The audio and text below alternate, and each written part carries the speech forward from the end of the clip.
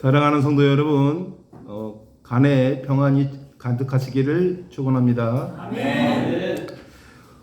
오늘 성경 말씀은 듣고도 알아듣지 못하는 이 성도들과 또 이 천국에 가는 비밀을 이방인에게 가르쳐주는 이 제자들의 물음에 대해서 설명을 한 것입니다.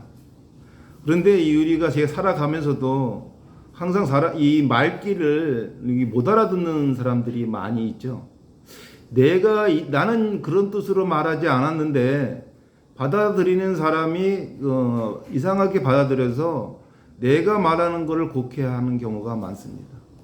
예수님께서도 귀가 있는 자는 들으라 했습니다. 근데 귀가 없는 자가 있습니까? 귀가 있음에도 불구하고 그 생각이 다르기 때문에 귀가 있는 자는 들으라 한 것입니다. 생각이 다르기 때문에 들은 게 아니죠. 우리가 그 앞에서 이렇게 색감을 볼 때도 앞에서 똑같이 저 색을 보고 뒤돌아서 색표를 고르라 그러면요, 사람마다 그 색 번호를 다 다르게 부릅니다. 그렇게 내가 보는 것도 제대로 보지 못하는 거죠. 그리고 똑같지가 않아요. 제대로 봤다고 해도 똑같이 보지 않는다는 거죠. 어떤 사람은 제가 암 환자를 많이 이렇게 겪다 보니까 이렇게 이 가발만 써도 저 사람 암 걸린 거 아닌가 이런 생각이 들어요. 그 선입견이 생기죠. 이 관상이 누가 그래요? 이 관상은 통계다. 근데 관상은 통계가 아니라 삶의 여정이라고 생각합니다. 네. 생긴 대로 노는 것도 그 사람의 삶의 여정이라고 생각해요. 제가 얼마 전에 연천에 땅을 보러 갔어요. 렌트카 사업 때문에. 근데 중개사가 저는 제 또래인 줄 알았어요.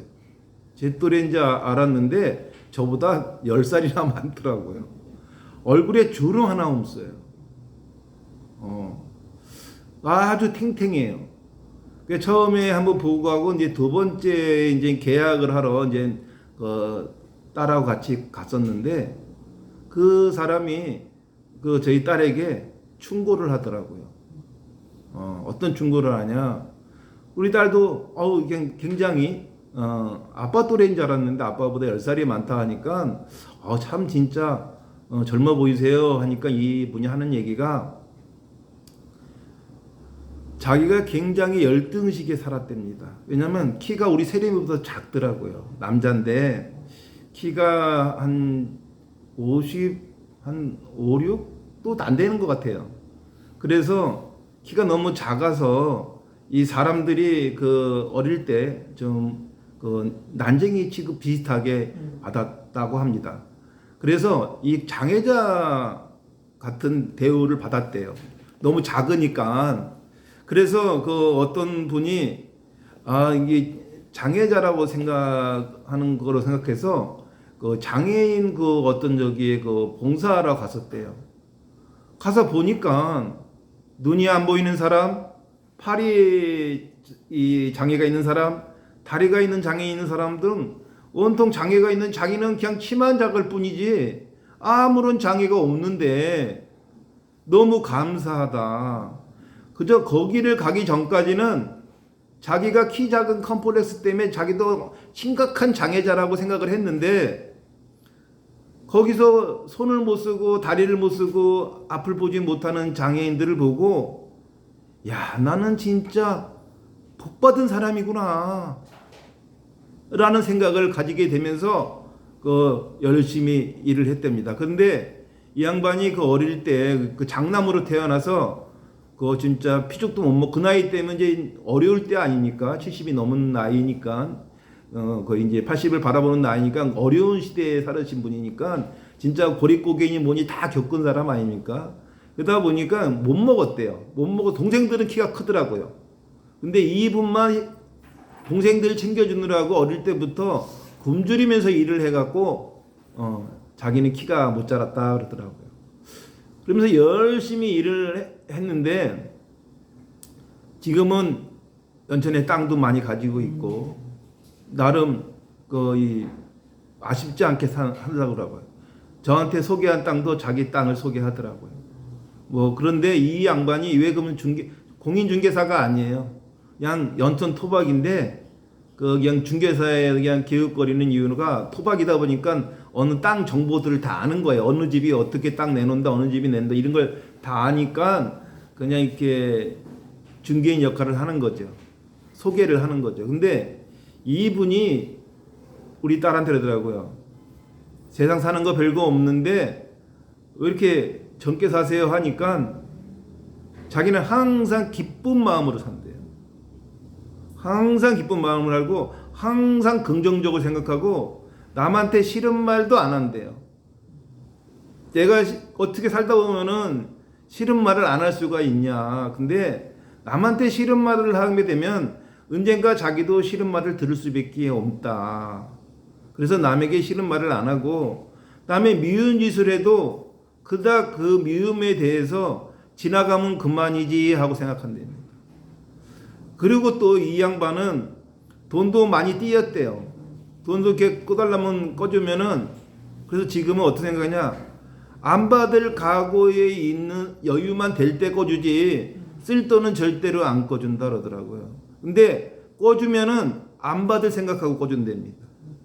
받으려고 생각하면 마음이 상처를 받아서 도저히 그 사람을 미워할 것 같아서 꺼주는 순간 주면 좋고 아니면 말고 이렇게 생각한답니다. 그러니 얼굴이 젊을 수밖에 없죠. 세상 온갖 미움이 없는데 어떻게 그 얼굴이 이그러지겠습니까? 우리가 40이 되면 얼굴에 책임지라는 말이 있어요. 그게 뭐냐면 40이 되면 찌그러지고 살지 말라는 얘기입니다. 남 용서하는 거에 무한으로 해도 상관없다. 왜냐하면 인생은 공짜니까요. 우리가 이 세상을 살면서 우리가 이 사는 자체가 공짜로 살다가 공짜로 빈손으로 가는 게 인생이니 지금 뺏겼다고 해서 손해봤다고 해서 모욕을 당했다고 해서 그닥 그렇게 중요한 삶은 아니다. 제가 그 이 결혼식장에 갔어요. 결혼식장에 이 친구들을 만나러 결혼식장에 갔는데 옛날에 그 내가 좀 서운하게 한 친구가 있었어요. 근데 사람이 때린 놈은 그 두머리고 맞은 놈은 두드레 쭉 뽑고 산다는 말이 있잖아요.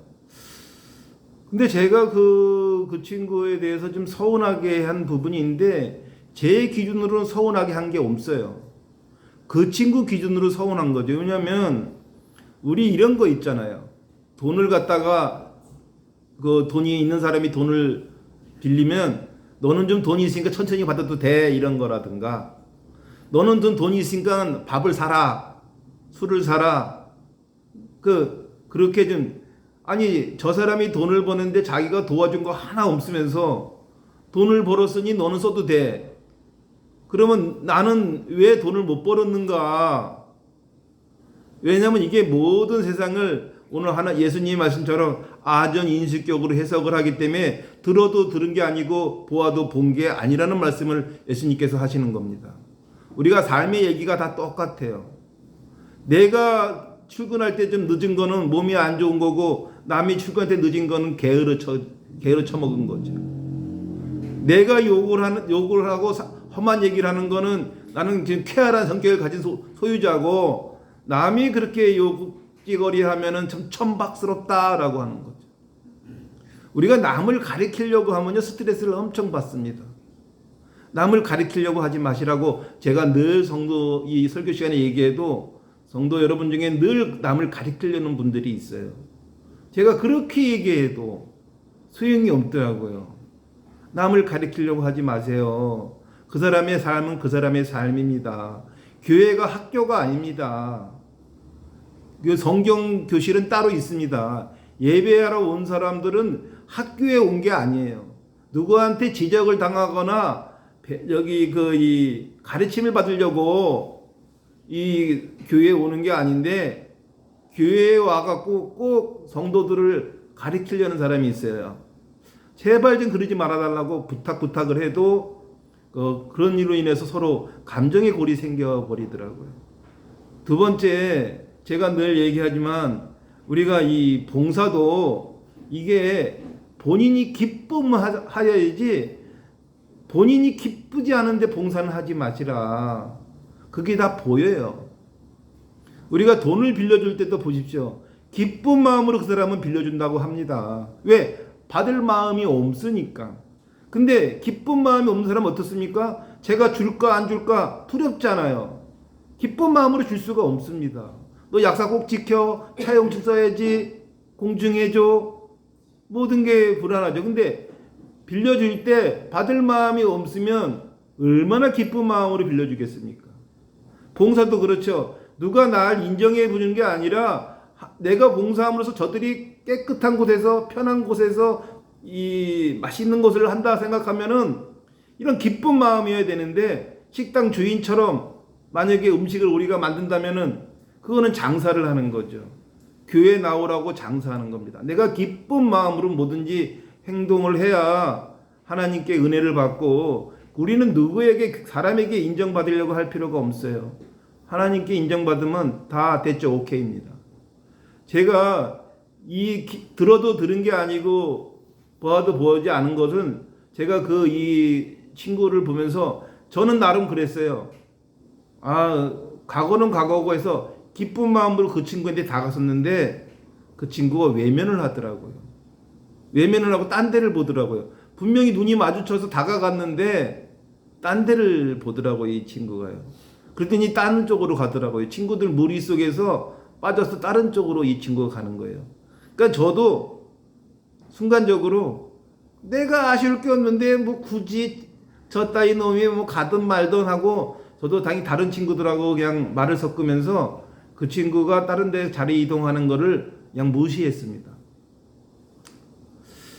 그래갖고 이제 그 필요연에 가서 이제 밥을 먹는데 그 친구가 혼자 먹더라고요. 그쪽으로 가서 야 친구야 하면서 다가서고 싶었는데, 저도 인간인지라 사악한 마음이 들었는지라 내가 굳이 지팡이 짚고 저놈 자리 가서 굳이 뭐 얘기할 필요가 있나. 내가 잘못한 게 없는데. 그 친구가 내가 잘못한 건 딱 하나예요. 제가 그 잘 나갈 때 계속 나에게 차를 사달라고 그러더라고요. 근데 내가 차를 살 이유도 없어. 신세를 진 것도 없어. 근데 계속 차를 사달라고 그러는 게 거의 스토커 수준으로 전화해서 차 안 사준 거밖에 없거든요. 근데 걔는 내가 자기에게 차를 사줘야 될 아무런 이유가 없는데도 그냥 너는 돈 많으니까 사줘, 이런 식이었어요. 저는 그런 거에 용납을 하지 않거든요. 왜냐하면 저도 힘들게 벌었거든요. 지팡이 하나 짚고 아니 두 개 짚고 돈을 벌었는데, 왜 지팡이 짚고 힘든 내 돈은 쉬운 돈이고 사지 멀쩡한 너의 돈은 어려운 돈이냐. 저는 그렇게 생각을 했었어요. 그때 당시 때는요. 지금은 아니지만 그때는 40, 50대이기 때문에 그런 생각을 가졌기 때문에 그 친구의 이 소원 수리를 안 해준 거죠. 물론 절친한 친구입니다. 아주 절친한 친구였지만, 아주 절친했지만 그렇다고 해서 그 친구가 병원에 입원한다거나 병원비를 달란다거나 사고가 나서 뭐 장애를 입어서 차가 필요하다 그런 거라면 모르지만, 나보다 더 튼튼한 사지한 멀쩡한 친구가 그런 부탁을 하는 건 저는 허락하지 않았던 거예요. 그게 서운한 거였었어요. 그래서 저도 굳이 같이 다가가서 화해할 필요가 없다 생각을 했어요. 그리고 집에 근데 그날은 제가 기분이 별로 안 좋더라고요. 그래서 그냥 필요한에서 그냥 밥만 먹고 그냥 왔어요. 그 친구로 인해서 기분이 완전히 잡친 거죠.